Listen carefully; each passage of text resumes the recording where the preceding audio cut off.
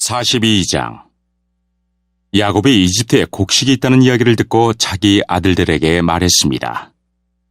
왜 가만히 앉아서 서로 얼굴만 쳐다보고 있느냐? 듣자 하니 이집트에는 곡식이 있다고 한다. 이집트로 내려가서 먹을 곡식을 좀 사오너라. 그래야 먹고 살 수 있지 않겠느냐? 그리하여 요셉의 형 10명이 곡식을 사려고 이집트로 내려갔습니다. 하지만 야곱은 요셉의 동생 베냐민은 형들과 함께 보내지 않았습니다. 야곱은 베냐민에게 좋지 않은 일이 일어날까봐 두려워했습니다. 가나안 땅에도 가뭄이 들었기 때문에 이스라엘이라고도 부르는 야곱의 아들들은 곡식을 사기 위해 다른 많은 사람들과 함께 이집트로 내려갔습니다. 그때 요셉은 이집트의 총리였습니다. 요셉은 곡식을 사러 오는 사람들에게 곡식을 팔고 있었습니다. 요셉의 형들도 요셉에게 왔습니다. 요셉의 형들은 땅에 엎드려 요셉에게 절했습니다.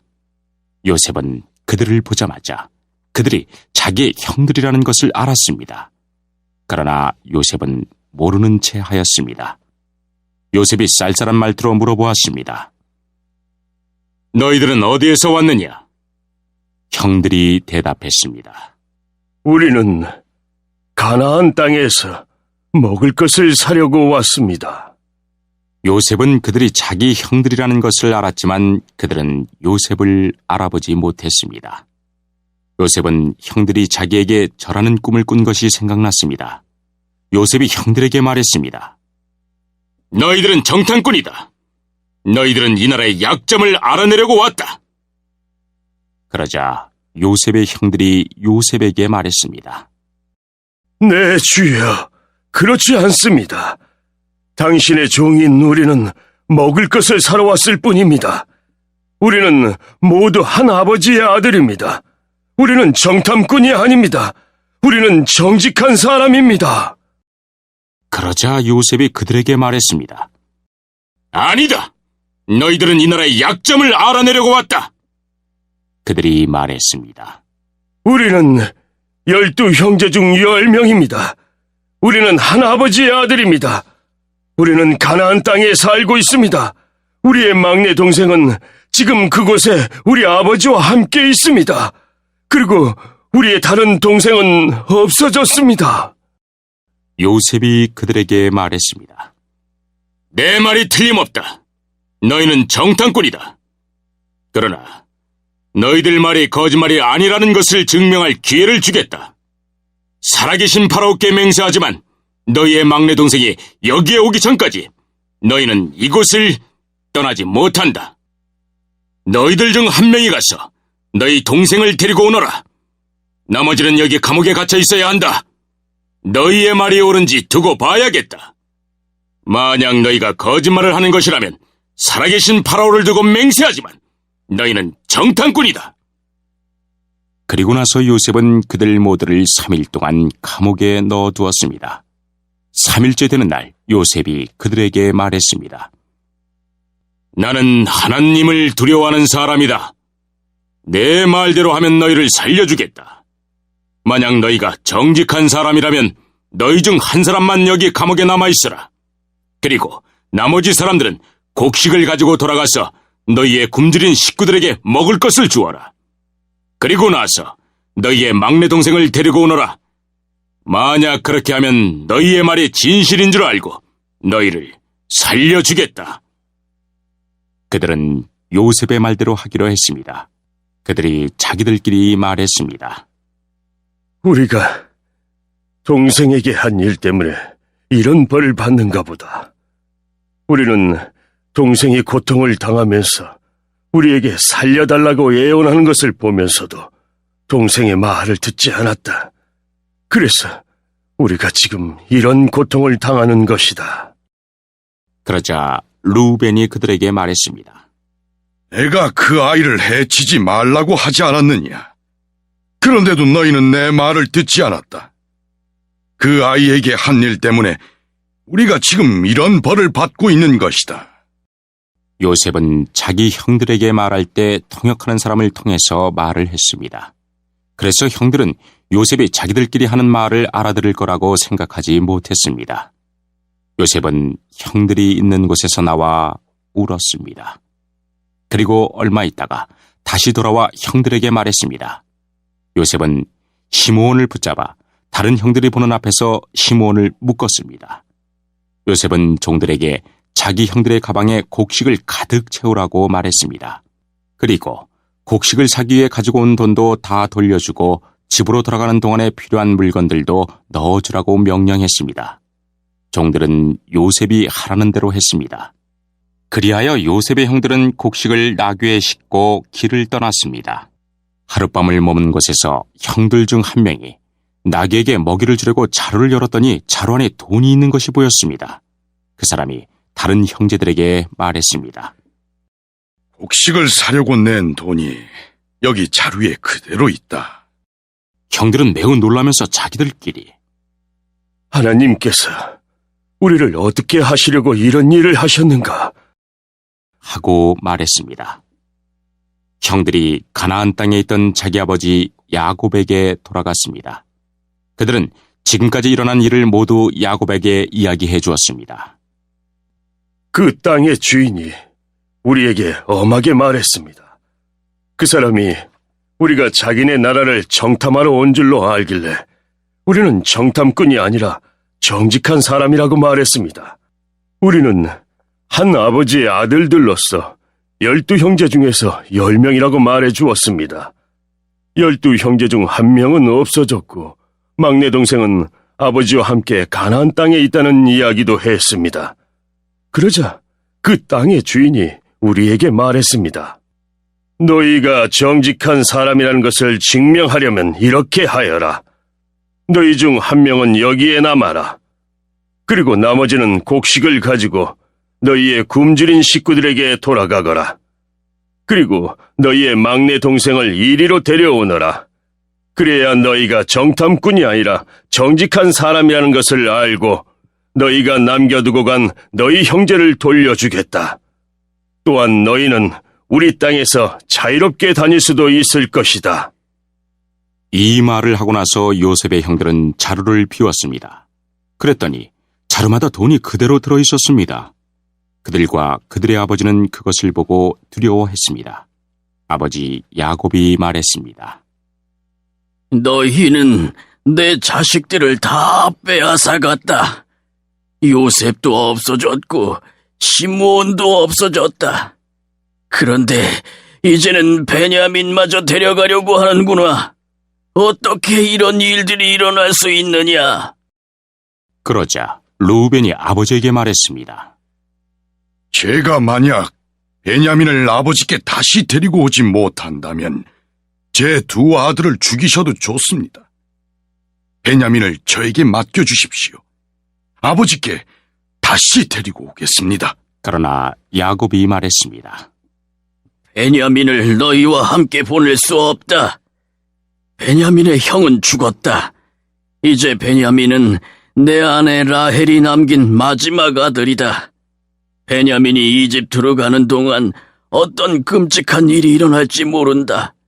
그렇게 되면 나는 죽는 날까지 슬퍼하게 될 것이다. 12장. 예수님께서는 비유로 사람들에게 말씀하기 시작하셨습니다. 어떤 사람이 포도밭을 갖고 왔다. 그리고 주위에 담장을 치고 포도즙을 짤 구덩이를 파고 망대를 세웠다. 그리고 포도밭을 농부들에게 빌려주고 여행을 떠났다. 때가 되자 주인은 농부들에게 종을 보내어 포도밭에서 난 자기 몫의 수확물을 가져오게 했다. 그러나 농부들은 그 종을 붙잡아 때린 후 빈손으로 쫓아버렸다. 다시 주인은 다른 종을 그들에게 보냈다. 그러자 그들은 그의 머리를 때리고 깔보고 업신여겼다. 다시 주인은 다른 종을 보냈다. 그러자 그들은 그 하인을 죽였다. 다른 많은 종들을 보냈지만 농부들은 때리기도 하고 죽이기도 하였다. 주인에게는 한 사람이 더 있었는데 바로 그의 사랑하는 아들이었다. 결국 주인은 아들을 농부들에게 보내면서 말했다. 농부들이 내 아들은 존중할 것이다. 그러나 농부들은 서로 말했다. 이 사람은 주인의 상속자이다. 어서 그를 죽이자. 그러면 유산이 우리의 것이 될 것이다. 농부들은 아들을 잡아다 죽인 후 포도밭 밖으로 던져버렸다. 포도밭의 주인이 이제 어떻게 하겠니? 그는 포도밭에 가서 농부들을 다 죽이고 포도밭을 다른 농부들에게 줄 것이다. 이런 성경 말씀을 읽어보지 못했느냐? 건축자들이 버린 돌이 집 모퉁이의 머릿돌이 되었다. 이는 주님께서 하신 일이다.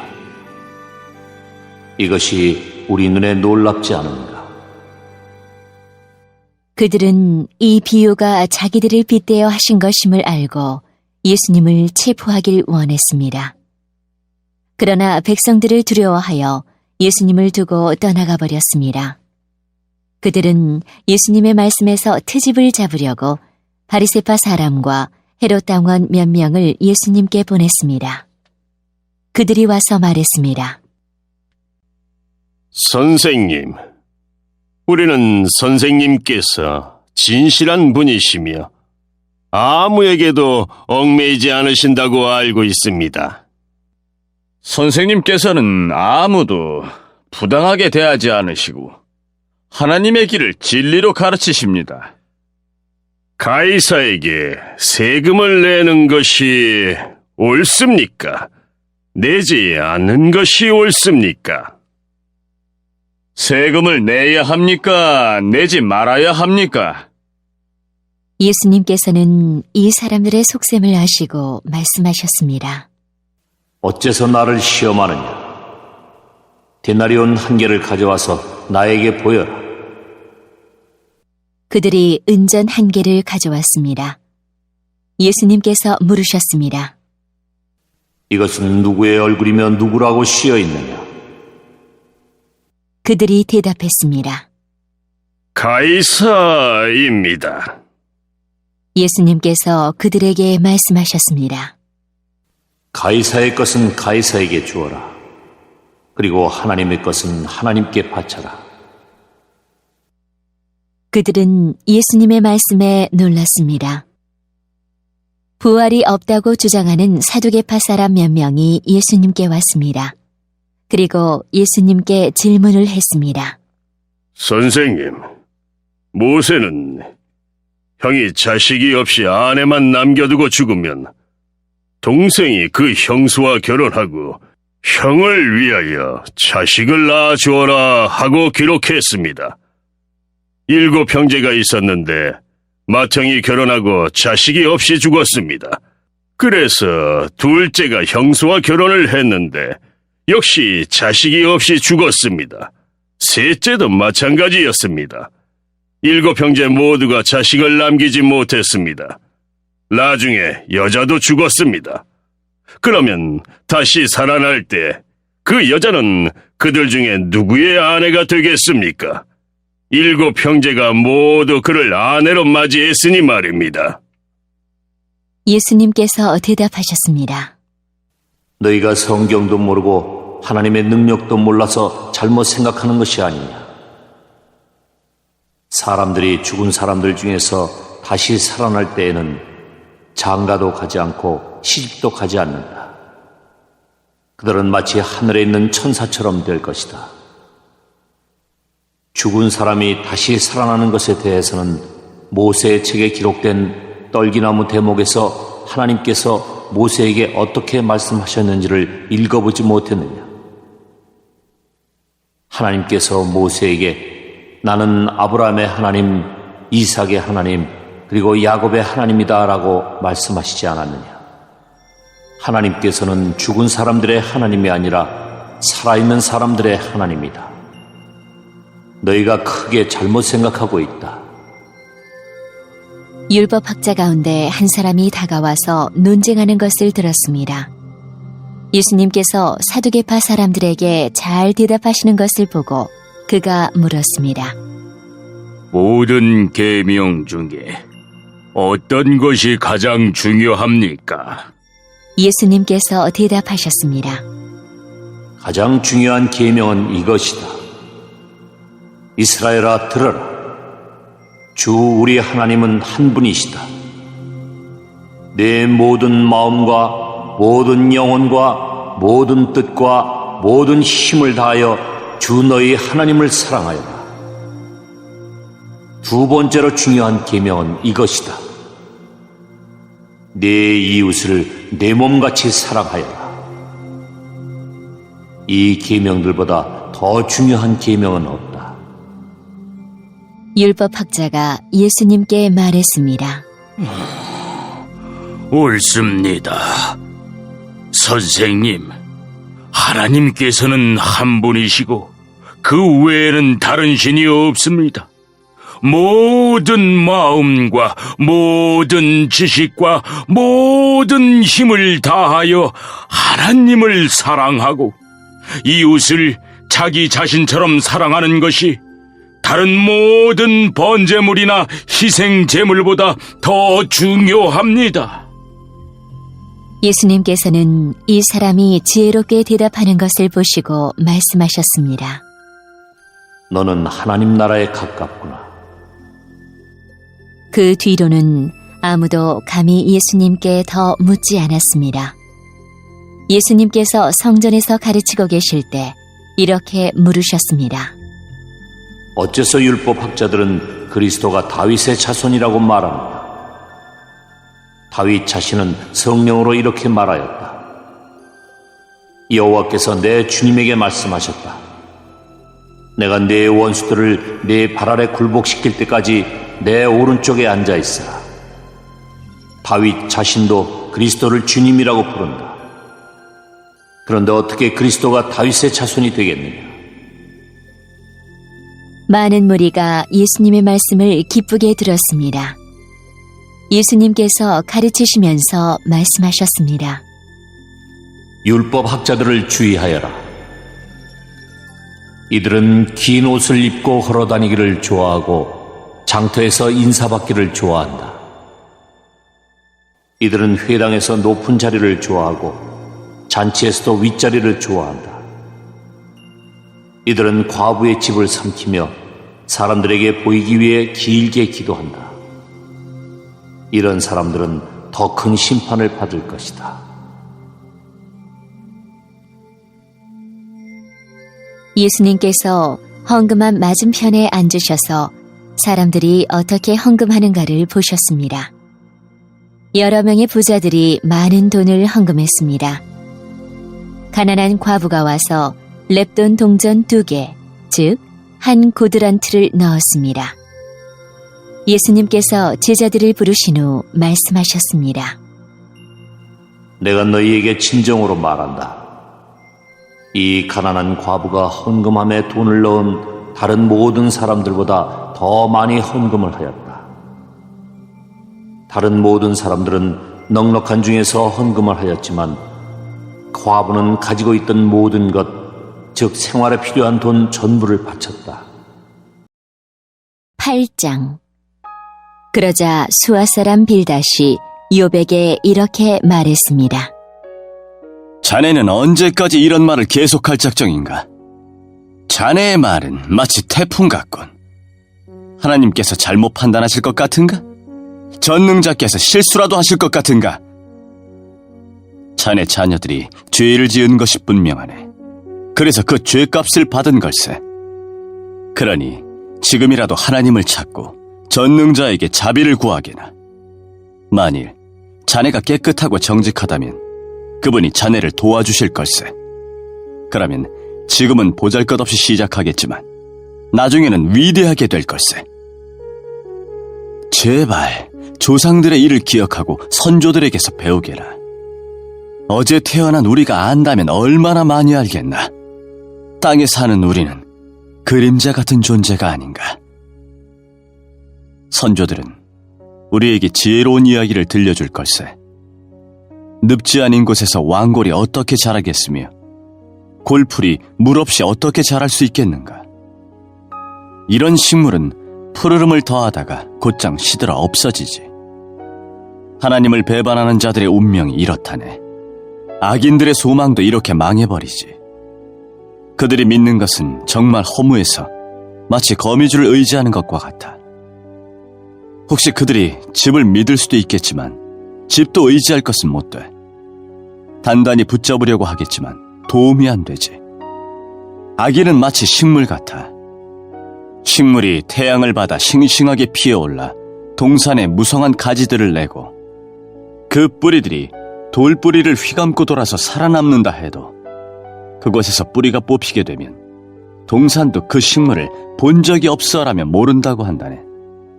그러면 뽑힌 식물은 시들어 없어지고 대신 다른 식물이 그곳에서 자라나겠지. 정말이지. 하나님은 정직한 사람을 버리지 않으시고 악인들을 돕지 않으신다네. 그분은 자네 입에 기쁨을 담아주시고 입술에 즐거움을 채워주실 걸세. 자네를 미워하는 자들은 망신을 당하고 악인의 집은 망하고 말 걸세. 12장. 그러므로 성도 여러분, 나는 하나님의 자비로서 여러분에게 권합니다. 여러분의 몸을 하나님을 기쁘시게 하는 거룩한 살아있는 제물로 드리십시오. 이것이야말로 여러분이 마땅히 드려야 할 영적인 예배입니다. 여러분은 이 세상을 본받지 말고 마음을 새롭게 하여 변화를 받으십시오. 그러면 여러분은 하나님의 선하시고 기뻐하시고 온전하신 뜻이 무엇인지를 분별할 수 있게 될 것입니다. 하나님께서 나에게 주신 은혜를 힘입어 여러분 한 사람 한 사람에게 말씀드리겠습니다. 여러분은 여러분 자신에 대하여 마땅히 생각해야 할 것 외에 다른 것을 생각하지 마십시오. 여러분은 하나님께서 각자에게 주신 믿음의 분량대로 냉철한 판단을 가지고 자신에 대하여 생각하십시오. 사람에게 몸이 있고 그 몸에는 많은 지체가 있어 그 지체들이 하는 일이 각기 다른 것처럼 우리도 여럿이지만 그리스도 안에서 한 몸을 이루었고 한 사람 한 사람이 서로에 대해 지체로서 연결되어 있습니다. 우리는 하나님께서 우리에게 주신 은혜에 따라 저마다 다른 선물을 받았습니다.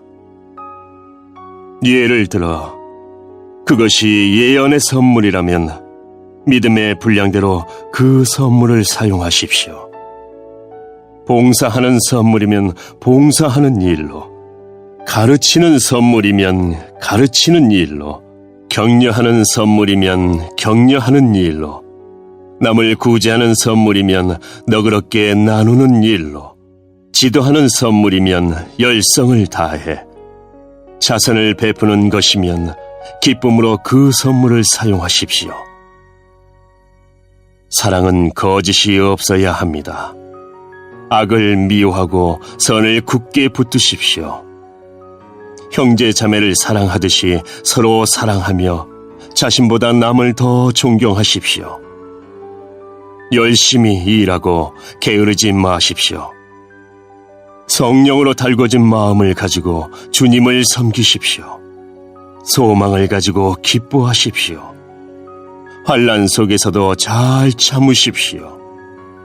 꾸준히 기도하십시오. 성도들에게 필요한 것을 나눠주십시오. 나그네를 후하게 대접하십시오. 여러분을 핍박하는 사람들을 축복하십시오. 그들을 위해 복을 빌고 저주하지 마십시오. 기뻐하는 사람들과 함께 기뻐하고 슬퍼하는 사람들과 함께 슬퍼하십시오. 서로 한 마음이 되십시오.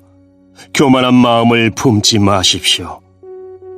하찮아 보이는 사람들과도 기꺼이 사귀십시오. 스스로 지혜 있는 척하지 마십시오. 아무에게도 악을 악으로 갚지 마십시오. 모든 사람이 보기에 선한 일을 하십시오. 여러분 쪽에서 할 수 있는 일이라면 모든 사람과 더불어 화평하게 지내십시오. 사랑하는 여러분, 여러분이 직접 원수를 갚지 말고 하나님의 진노에 맡기십시오. 성경에 이렇게 기록되어 있습니다.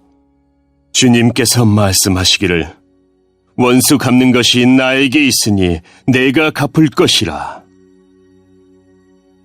여러분은 이렇게 하십시오.